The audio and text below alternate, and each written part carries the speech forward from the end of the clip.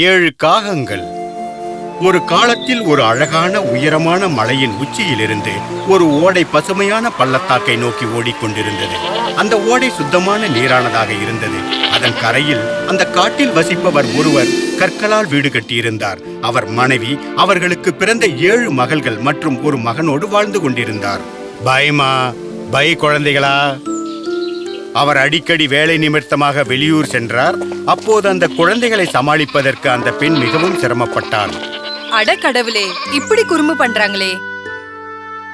உண்மையில் அவளது மகள் எந்தவிதமான பிரச்சனையும் கொடுப்பதில்லை. அவள் அன்பாகவும் உதவியாகவும் இருந்தாள். ஆனால் மகன்களோ பெரும் பிரச்சனை. ஏனென்றால் அவர்கள் முரடர்களாகவும் மரியாதை தெரியாமலும் விதண்டாவாதம் செய்பவர்களாகவும் இருந்தார்கள். அம்மாவிற்கு எந்த மரியாதையும் கொடுப்பதில்லை. அதனால் அவள் மிகவும் வேதனையுடன் இருந்தாள்.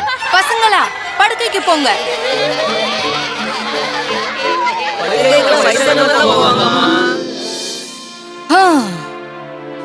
கணவர் தனது வேலைகளை முடித்துவிட்டு ஒரு வாரம் கழித்து களைத்து போய் வீட்டுக்கு வந்தார்.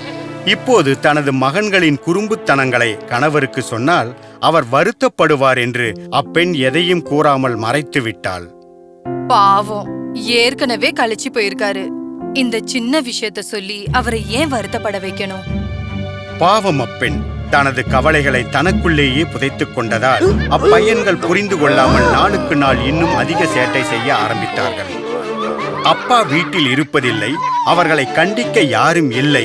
இதை அவர்கள் புரிந்து கொண்டு இதை தங்களுக்கு சாதகமாக எடுத்துக்கொண்டு இன்னும் அட்டகாசம் செய்தார்கள். பசங்களா, போதும், நிறுத்துங்க. அண்ணா, தயவு செய்து அம்மா சொல்றதை கேளுங்க. முட்டாள் பெண்ணே, வாயை மூடு. அந்த சகோதரி தனது சகோதரர்கள் தீயவர்களாக இருந்தும் அவர்கள் மீது அளவு கடந்த பாசம் வைத்து அவமானப்பட்டாலும் தன் அம்மாவின் மீது அதிக அன்பும் வைத்திருந்தாள். அவள் அனைவரையும் விட இளையவளாக இருந்தும் அண்ணன்கள் அவள் மீது பாசம் வைப்பதற்கு பதில் அவளை கடிந்து கொண்டே இருந்தார்கள். ஒரு நாள் அந்த 7 பையன்களும் பெரும் பிரச்சனையில் மாட்டிக்கொண்டார்கள். அந்த காட்டில் ஒரு ஆபத்தான புல் வளரும். அந்த புல்லை மேய்ந்த ஆடுகளுக்கு வயிறு வீங்கிவிடும். அவர்களின் அப்பா அந்த புல்லை ஆடுகள் தீன்று விடாதபடி பார்த்து கொள்ளுமாறு அடிக்கடி கூறுவார். அவர்களில் கொடுங்குணம் கொண்ட ஒரு பையன் அந்த புற்களை ஒரு பையில் நிறைத்து கொண்டு வந்து கால்நடைகளின் உணவோடு கலந்து விட்டான். ஓஹோ, நம்ம ஆட்டோட வயிறு வீங்கிறத பார்க்க எனக்கு ரொம்ப ஆசை. ஆமா, அதுங்க எல்லாத்துக்கும் வயிறு வீங்கி ரத்தம் வரணும்.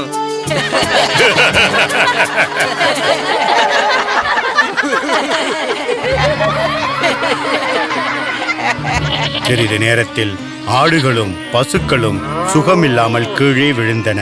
அவைகளின் வயிறுகள் வீங்கி எழுந்து நிற்க முடியாமல் தவித்தன. அம்மா, அங்க பாருங்க, ஆடு மாடுங்க நோயுற்று இருக்கு. ஐயோ, இதுங்களுக்கு எல்லாம் என்ன ஆச்சு? இனிமே நமக்கு அதிகமா பால் கிடைக்காது. அதனால இனிமே சீஸும் பண்ண முடியாது. அப்ப நம்ம எப்படி வாழ்றது? அந்த கால்நடைகள் எல்லாம் எப்படி கிறுக்குத்தனமா கிடக்குது? மகன்கள் குரூரமாக சிரிக்கிறார்கள். அவர்கள் செய்த கொடூரம் அவர்களுக்கு புரியவில்லை. ஆனால் தாய் நிலைமையை புரிந்து கொண்டு மிகவும் விரக்தியோடு தேம்பி தேம்பி அழுகிறாள். நீங்க எல்லாம் என் மகன்களா பிறந்ததுக்கு பதிலா காகமா பிறந்திருக்கலாம். இந்த வார்த்தைகளை அவள் சொன்னதும் மர்மமான மேகங்கள் சூரியனை சூழ்ந்து மறைத்துக் கொண்டது. அப்போது திடீரென்று இடி மின்னல் ஏற்பட்டது. பிறகு 7 மகன்களும் 7 பெரிய காகங்களாக மாறி கரைந்து கொண்டே பறந்து போனார்கள். அண்ணா, போயிட்டாங்களே. அட கடவுளே, நான் என்ன காரியம் செஞ்சிட்டேன்? மகன்கள் பறந்து போனதும் அந்த பெண் பயந்து வருத்தப்பட்டு மயக்க நிலைக்கு போய்விட்டாள். அம்மா, இப்ப என்ன செய்யறது? அப்பா தனது வேலைகளை முடித்துக்கொண்டு 2 நாட்களில் திரும்பி வந்து நடந்த உண்மைகளை தெரிந்ததும் மிகவும் வருந்தினார். இருந்தும் தனது மனைவிக்கு ஆறுதல் வார்த்தைகளையே கூறினார். இங்க பாருமா, இது உன்னோட தவறு இல்ல. நம்ம மகன்கள் பொறுப்பில்லாம இருந்திருக்காங்க. அதையும் நீ பொறுத்து போயிருக்க. ஆனால் அந்த வீடு இன்னும் துக்கத்திலும் விரக்தியிலும் மூழ்கி இருந்தது. சிறிது காலத்திற்கு பிறகு அந்த சிறுமி வளர்ந்து விட்டாள். அவள் இன்னும் அவ்வப்போது தனது சகோதரர்களை நினைத்துக் கொள்வாள். ஒரு நாள் அவள் தனது அண்ணன்மார்களை போய் பார்க்க அனுமதி வேண்டும் என்று தாயிடம் கோரினாள். கண்டிப்பா முடியாது. உன்னையும் நான் இழக்க மாட்டேன். என்னால அவங்கள கண்டுபிடிக்க முடியும், அத உணர்றேன். நான் போனா நல்லது. அவங்க என்ன எதிர்பார்த்துக்கிட்டு இருப்பாங்க. தயவு செய்து எனக்கு உங்க அனுமதியும் ஆசீர்வாதமும் கொடுங்க ப்ளீஸ். சரிடா கண்ணா. மகளின் வேண்டுகோளை தாயால் தட்ட முடியவில்லை. தாய் அனுமதித்ததும் சிறுமி சிறிது உணவுப் பொருட்களை பையில் நிறைத்துக் கொண்டு வீட்டை விட்டு புறப்பட்டாள். 2 நாட்கள் காட்டுப்பாதை வழியாக நடந்து இறுதியில் மலையின் உச்சியை அடைந்தாள். ஓ அண்ணா, எங்க இருக்கீங்க? கொண்டு வந்த உணவுப் பொருட்கள் தீர்ந்துவிட்டன. இதற்கு மேல் அவளுக்கு சாப்பிட எதுவும் இல்லை. அவளுடைய உடைகள் கிழிந்து விட்டன. கடும் குளிரில் மிகவும் சோர்வாக காணப்பட்டாள். 3வது நாள் விடியற்காலை பனிமூடிய பகுதிக்குள் ஒரு விசித்திரமான வீட்டை பார்த்தாள். இங்க யாரு குடியிருப்பாங்க? அந்த வீடு இருண்டும் பொலிவில்லாமலும் தோன்றினாலும் ஏதோ ஒன்று அவளை அங்கு கவர்ந்தது. அந்த வீட்டிற்குள் நுழைந்ததும் அங்கு ஒரு சிறிய மேஜை இருப்பதையும் அதற்கு மேல் 7 கிண்ணங்கள் இருப்பதையும் பார்த்த அவளுக்கு இதயம் வேகமாக அடித்துக் கொண்டது. அவள் தேடி வந்த இடத்தை கண்டுபிடித்து விட்டதாக அவளுக்கு தோன்றியது. இந்த வீட்ல தான் ஏன் அண்ணனுங்க இருக்கணும். சிறிது உள்ளே போய் பார்த்தாள். அங்கு 2 பாத்திரங்களில் நிறைய கோதுமையும் ஓட்ஸும் வெந்து கொண்டிருந்தன. ஆஹா, சாப்பாடு! எனக்கு நல்ல பசி. அவளுக்கு பயங்கரமாக பசி இருந்ததால் ஒரு தட்டில் சிறிது உணவை எடுத்துக்கொண்டு அதை வேகமாக சாப்பிட ஆரம்பித்தாள்.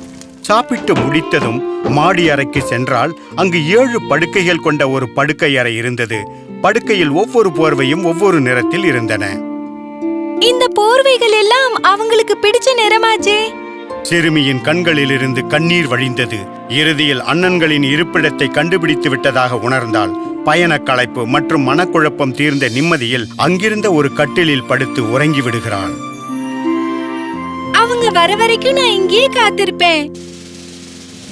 சிறிது நேரத்தில் 7 பெரிய காகங்கள் ஒன்று சேர்ந்து முன்கதவை திறந்து உள்ளே வந்து சமையலறை மேஜையை சுற்றி உட்கார்ந்தன. யாரோ நம்மோட சூப்பை சாப்பிட்டு இருக்காங்க. ஆனா யார் இந்த இடத்துக்கு வந்திருப்பாங்க? நாம எல்லாரையும் ஏமாத்திட்டு இந்த மலை மேல தனியா வாழ்ந்துகிட்டு இருக்கோம். இதுவரைக்கும் யாருமே நம்மள வந்து பார்க்கல. சாப்பிட்டு முடித்ததும் படுக்கை அறைக்கு காகங்கள் போகின்றன. படுக்கை அறையில் ஒரு சிறுமி கட்டிலில் படுத்து உறங்கிக் கொண்டிருப்பதை அவைகள் பார்க்கின்றன. இது நம்மோட. அப்போது ஒரு காகம் தன் அழகால் அச்சிறுமியை அன்போடு வருடியபடி சொல்கிறது. சரியா சொன்ன, இது நம்ம நம்மளோட தங்கச்சி. நம்ம தங்கச்சி. நம்ம தங்கச்சி. அப்போது அந்த சிறுமி கண்களை திறந்து பார்க்கிறாள். தன்னை சுற்றிலும் அவலட்சணமான பெரிய பறவைகள் அமர்ந்திருப்பதை பார்த்து பயந்து நடுங்குகிறாள். ஆனால் ஒரு அவலட்சணமான காகம் கனிவான குரலில் கூறுகிறது, நீ எங்கள் தங்கச்சி தானே? நீ எங்க தங்கச்சி தானே? நீ எங்கள் தங்கச்சி தானே? நீ எங்கள் தங்கை தானே? சிறுமி எழுந்து உட்கார்ந்து கொண்டு தனது 2 கைகளையும் விரித்து அன்போடு அழைக்கிறாள். என் சகோதரர்கள், உங்களை கண்டுபிடிச்சிட்டேன். நாம மீண்டும் ஒன்னா சேர்ந்துட்டோம்.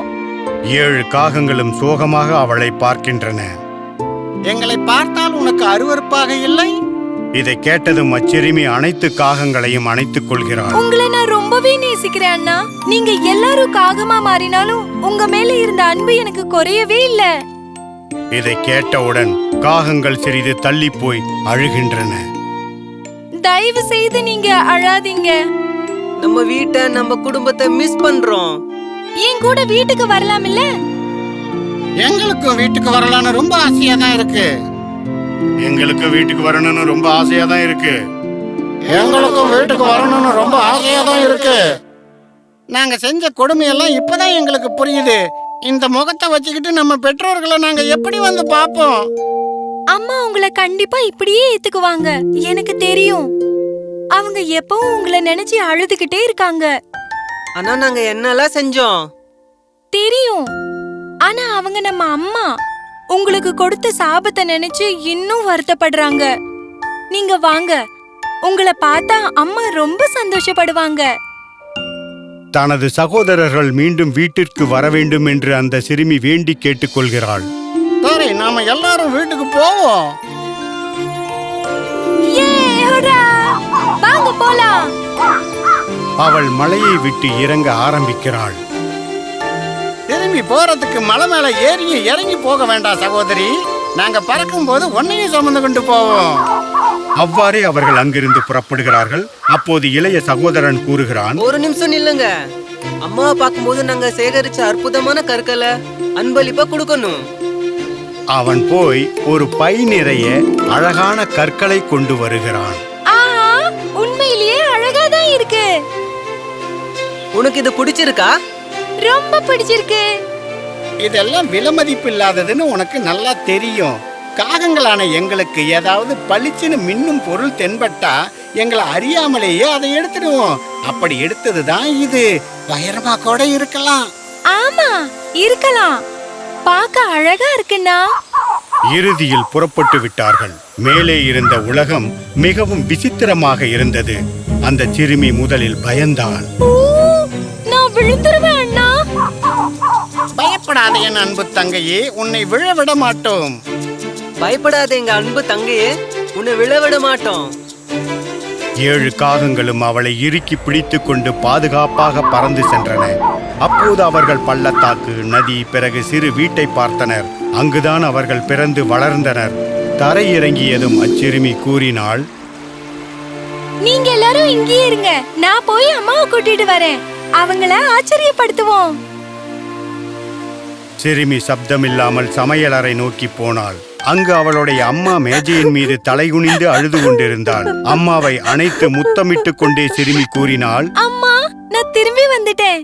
அப்புறம் உங்களுக்கு ஒரு ஆச்சரியமும் கொண்டு வந்திருக்கேன். ஓ என் அன்பு மகளே, நீ என்னை விட்டுட்டு போனதும் உன்னையும் நிரந்தரமா இழந்துட்டேனோன்னு நினைச்சேன். அந்த அப்பாவி தாய் மிகவும் சந்தோஷம் அடைகிறாள். அவளுக்கு சந்தோஷத்தில் சிரிப்பதா அழுவதா என்று கூட தெரியவில்லை. தாயின் தண்ணீரை துடைத்த மகள் வாசலுக்கு அம்மாவை அழைத்து வருகிறாள். அங்கு காகங்கள் இருப்பதை அவள் பார்க்கிறாள். என் அன்பு மகன்களே, நீங்க இல்லாம நான் எவ்வளவு தவிச்சிட்டேன். நான் கொடுத்த சாபத்துக்கு என்ன மன்னிச்சிருங்க. ஒரு தாய் தன்னோட குழந்தைய பார்த்து சொல்லக்கூடாத வார்த்தைய சொல்லிட்டேன். இல்லை அம்மா, எங்களுக்கு அப்படித்தான் வேணும். நாங்கள் செய்த தவறுக்கெல்லாம் வருந்துகிறோம். அந்த அளவு நாங்கள் உங்களை மிகவும் துன்புறுத்தி இருக்கிறோம். கடவுளே, என்னோட குடும்பம் மறுபடியும் ஒன்னா சேர்ந்துருச்சு. அவர்கள் பழைய விஷயங்களை நினைத்து வருந்தி அழுது கொண்டிருக்கும் போது திடீரென்று மற்றொரு அதிசயம் நிகழ்ந்தது. அப்போது 7 சகோதரர்களும் பையன்களாக மாறிவிட்டனர். ஓ கடவுளே, சகோதரர்களே, நீங்க மீண்டும் பழையபடியே மாறிட்டீங்க. இவர்களின் சப்தம் கேட்ட அப்பா வீட்டிலிருந்து வெளியே சந்தோஷமாக ஓடி வந்தார். கடவுளே, உனக்கு நன்றி. என்னோட குழந்தைகளை நீ கொடுத்துட்ட. அப்பா, எங்களை மன்னிச்சிருங்கப்பா. அப்பா, எங்களை மன்னிச்சிருங்கப்பா. அப்பா, எங்களை மன்னிச்சிருங்கப்பா. அப்பா, எங்களை மன்னிச்சிருங்கப்பா. தன் மகன்களையும் மகளையும் கட்டிப்பிடித்துக் கொண்டு அப்பா அழுதார். வருடங்கள் உருண்டோடின. மகன்களும் மிகவும் பொறுப்பானவர்களாக வளர்ந்து வந்தார்கள். காகங்களாக இருக்கும் பொழுது அவர்கள் கொண்டு வந்த விலை மதிக்க முடியாத ரத்தினங்களை கொண்டு அவர்கள் குடும்பம் பொருளாதாரத்தில் உயர்ந்து மிகவும் சந்தோஷமாக வாழ்ந்தார்கள்.